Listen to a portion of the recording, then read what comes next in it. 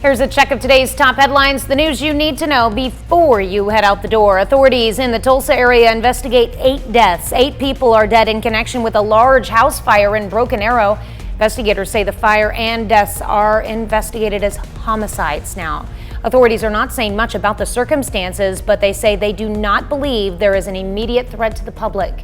Police say it's a complex scene given the state of the house due to the fire damage. And they say Broken Arrow stands together in mourning.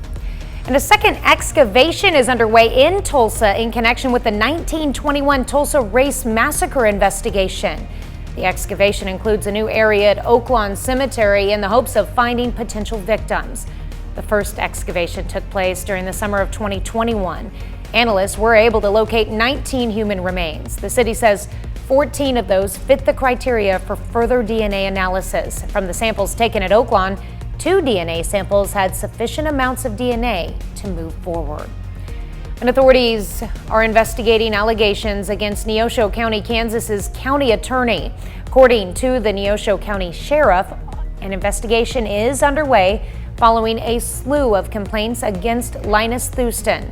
The sheriff told KOAM he'd like to talk more about it, but since it is ongoing, he cannot.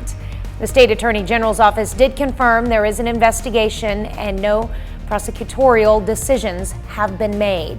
Thuston is currently serving his second stint as county attorney after holding the post in the late 90s and early 2000s.